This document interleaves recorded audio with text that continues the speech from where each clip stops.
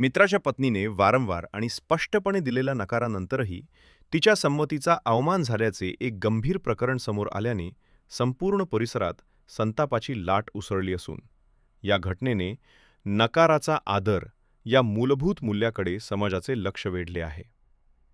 तर याआधी चॅनेलवरती नवीन असाल तर आत्ताच गुन्हेगारी जग या चॅनेलवरती सबस्क्राईब करा. प्राथमिक माहितीनुसार पीडित महिलेने कोणत्याही प्रकारच्या जवळिकीसाठी संमती न दिल्याचे ठामपणे सांगितले होते.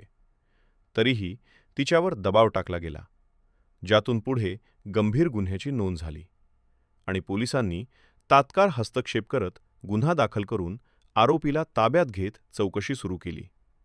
तर वरिष्ठ अधिकाऱ्यांनी स्पष्ट केले की ओळखीचे नाते, कौटुंबिक संबंध किंवा दारूची नशा यापैकी कोणतेही कारण कायद्यापुढे ग्राह्य धरले जाणार नाही.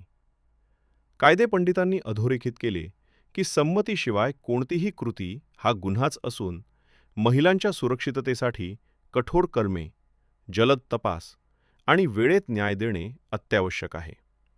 तसेच अशा प्रकरणात साक्षीदारांचे संरक्षण, पीडितांसाठी वैद्यकीय मानसिक सहाय्य आणि मोफत कायदेशीर मदत यांची अंमलबजावणी प्रभावीपणे व्हायला हवी.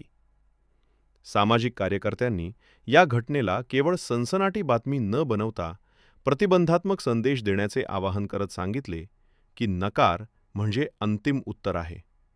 ते समजून घेणे ही प्रत्येकाची जबाबदारी आहे आणि पुरुषत्व म्हणजे जबरदस्ती नव्हे तर जबाबदारी, संयम व समानतेचा आदर. शिक्षणतज्ज्ञांनी शाळा महाविद्यालयांमध्ये संमती, लैंगिक समानता, भावनिक नियंत्रण आणि मद्यपानाचे दुष्परिणाम यांवर नियमित जनजागृती कार्यक्रम राबवण्याची गरज व्यक्त केली. तर पालकांनी संवाद वाढवून मुलांमध्ये आदर, सीमांची जाणीव आणि कायद्याची माहिती रुजवावी असे मत नोंदवले.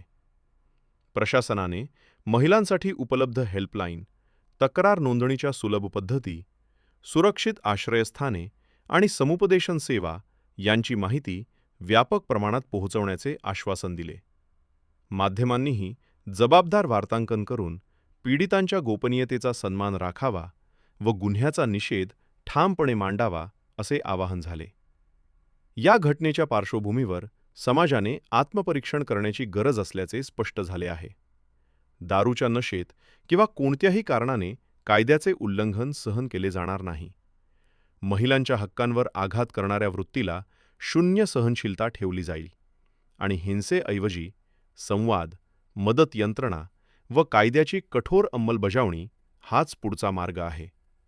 कारण सुरक्षितता, संमती आणि समानता या मूल्यांवरच निरोगी समाज उभा राहू शकतो. धन्यवाद.